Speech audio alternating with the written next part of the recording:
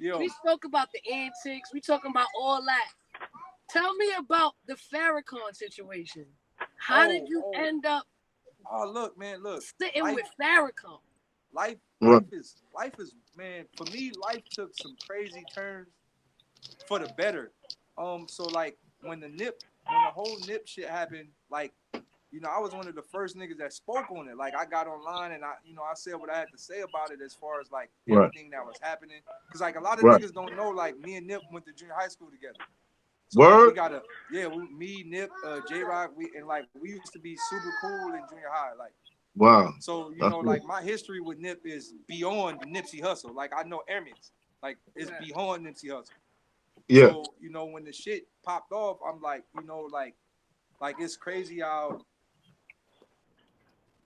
You all right, big dog? I was like, it's crazy how everybody, you know, epic cloud chasing this shit and saying we lost the real one, when a lot of y'all bigger artists that was in his position could have been telling the world the same thing that he was telling the world. But y'all chose to tell the world other shit. So don't copyright him now that he gone, when y'all are in a position to teach the world the same things he was teaching the world. Right.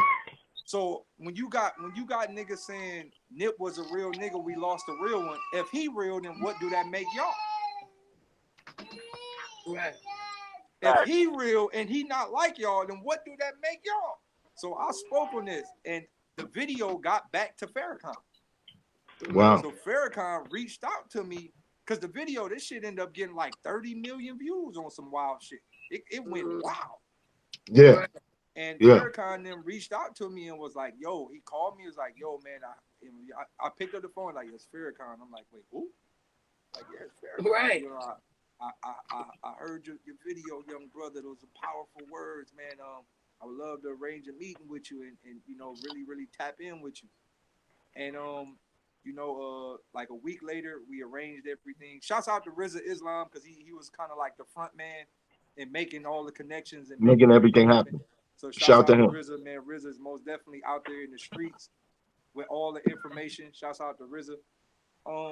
So one of the wildest things about Farrakhan that I can say, and I don't really know this, if the public know this, is the way he moves. Like this shit is epic, bro. It's epic how Farrakhan moves, right?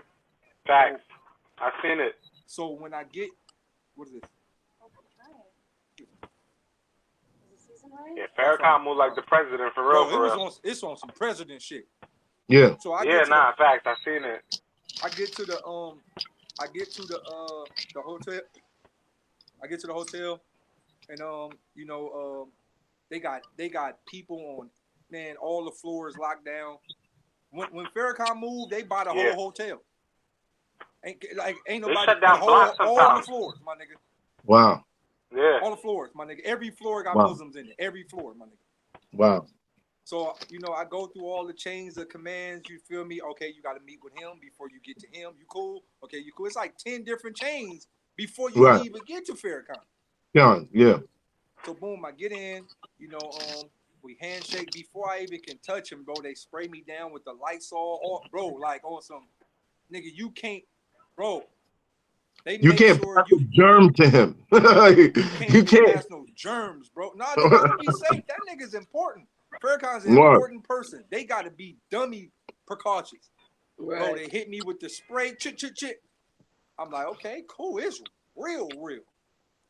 So, you know, I get in the room. Everybody's lined up at the table. They got the big dinner. You feel me? Everybody's like lined up and shit.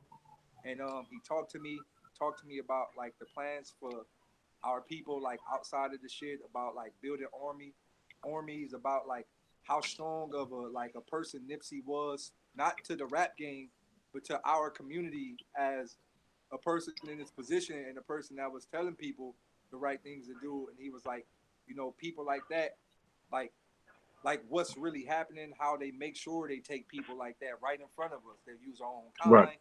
It was all type of stuff. So the conversation was beyond deep. But that day I realized how powerful Farrakhan is, and I realized how important he is to our community.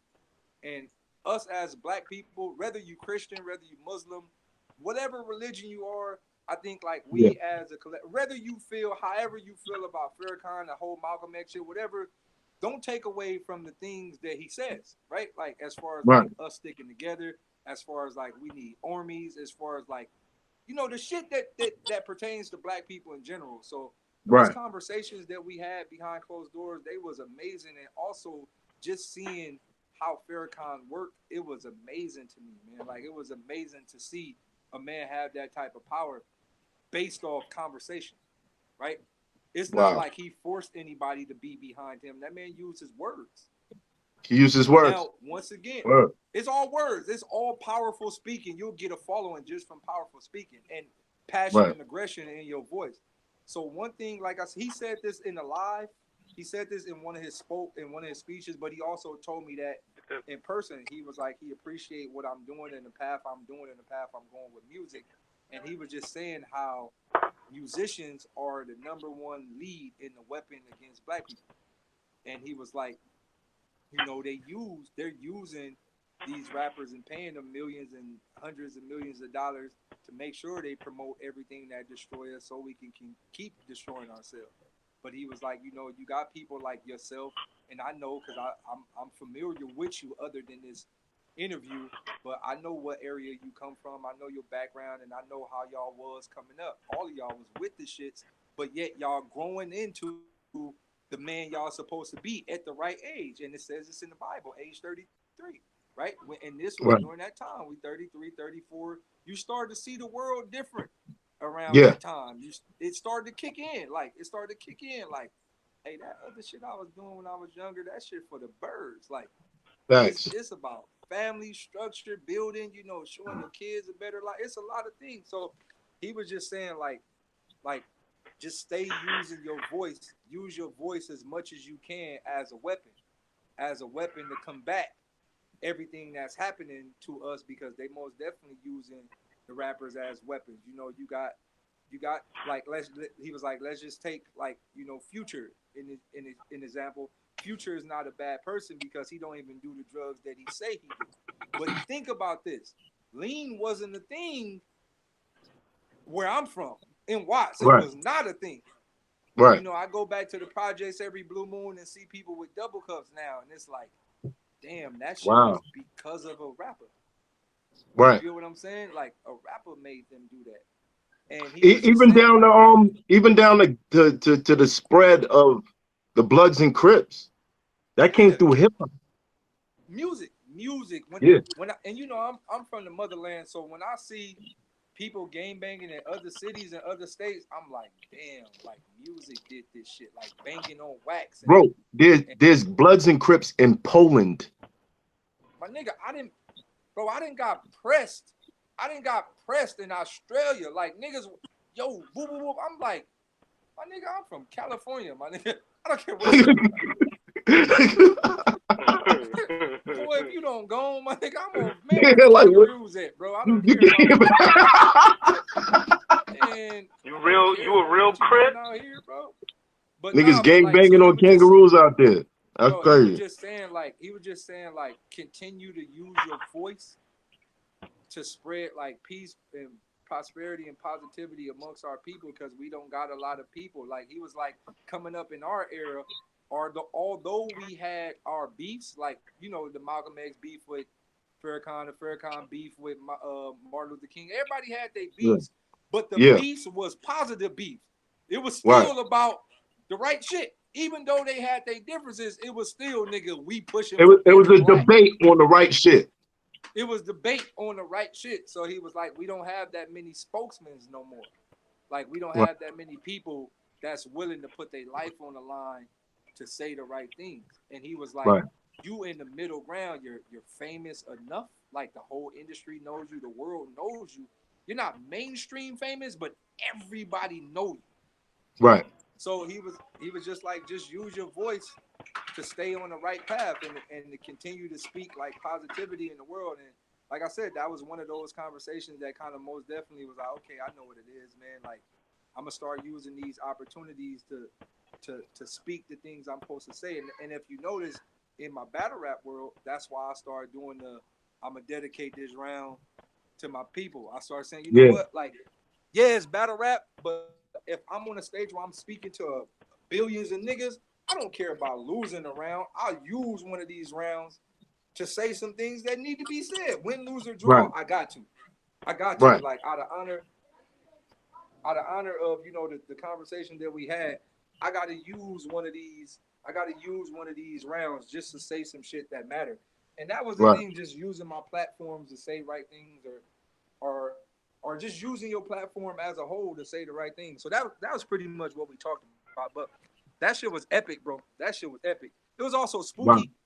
It was also spooky meeting because I'm like, man, I don't want to say the wrong thing. I don't want to accidentally sneeze too hard and them niggas wig me. Right. You feel me? Right. No, hey.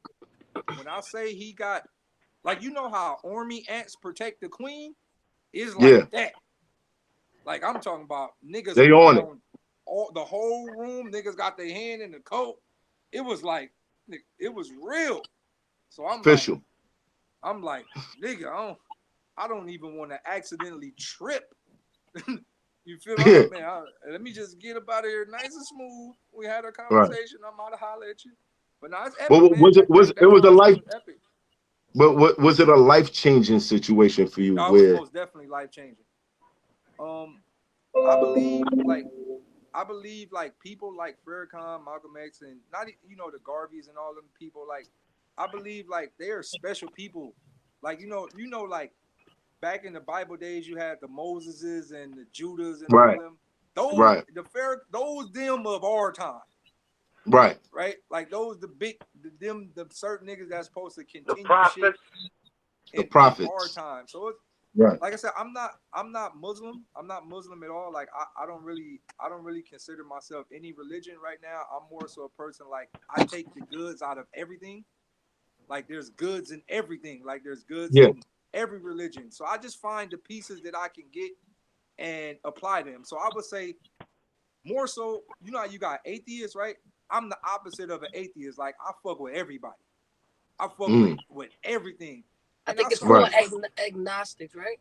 Where yeah, you I started really to look at life like gambling. Like, we all gambling and all religion is a gamble.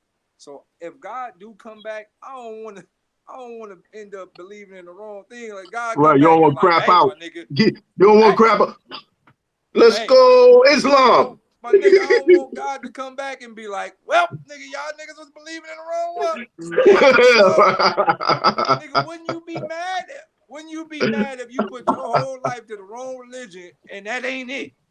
Hell Right. no, nigga. So I'm like, hey, whoever come out the sky, hey, I had a little faith, G. I had a little faith. I had a little Right. faith from all around the board. All right, Right. let me up there. But nah, that Right. shit was that Farrakhan meeting. That Farrakhan meeting was most definitely life changing, man. It kind of showed me that how much power you could get just by being a genuine person. No, but I That's mean, power. you saw a That's lot of power. power in him, but when I first saw it, I saw a lot of power in you, and as battle Appreciate rappers, that. how much we could actually affect the world. For him to even notice you is Yeah, remarkable. You know what I'm saying? That's crazy. yeah. I was shocked. Mm-hmm. I can't lie. I was even when I was in there. There was a few times where I was zoning in and out of consciousness because like when you have big moments like that, you start talking to yourself like, yo, is this shit really happening? Right. And there was times where I'm like, yo, day is happening. Like you really in here with Farrakhan, Right. like you're in here, like Official. and everybody, it was like the food they had all the queens cooking and shit, and the kitchen was like, man, how you even get a room, man? I don't. Hey, Yeah. I didn't been in some expensive rooms. Whatever room they had was a house. It was like a whole With the house. house. Yeah. It was an Sweet. upstairs, downstairs in the hotel. I didn't know that. That's a presidential suite. But no. They had upstairs, downstairs in the hotel. That's a Like suite. Not most hotels, but a lot of hotels will have like the top it level was like a floors. Oh, two-story house yeah. in the hotel. Like I was like, yo, this is plush. It was wild. Yeah. But no, it Different. was Farrakhan, that dope. Like dude. I said, it was dope how organized it was, and it kind of gave me, it was another one of those life moments where it was like, hey, tighten up, dog. Like tighten up in life, and tighten up in life, and not you can achieve this, but more so like you will be remembered, and that be my thing. That be my thing in life, like just in life.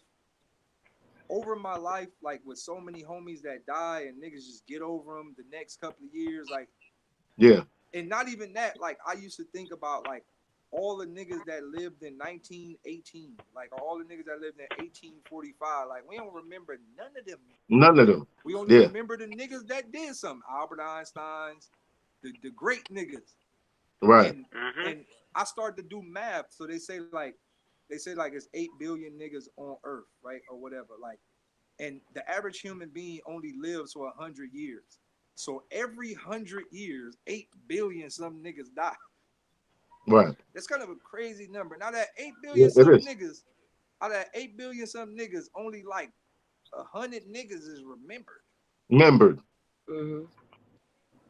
I really want to be remembered somehow. No, but to believe it or not, you're already in there.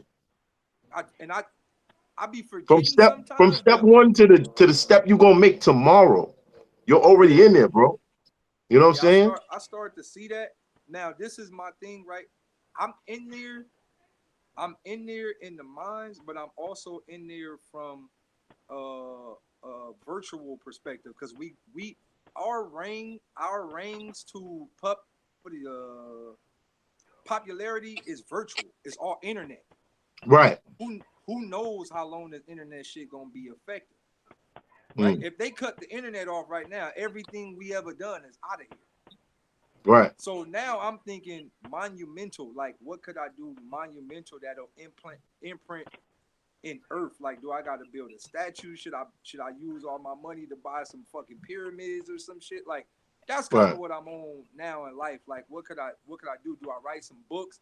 Do I go fucking start drawing in a random cave in the middle of the woods so niggas could find this shit?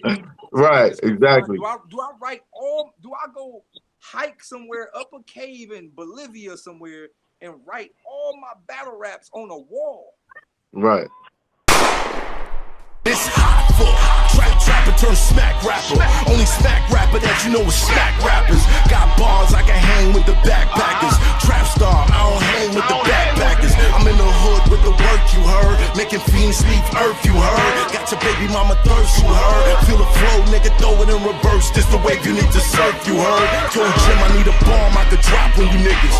Bad boy, I'm never gonna stop for you niggas. I don't give a fuck who you got is the illest. I solidify my spot with gorillas. Now I'm rock with you niggas.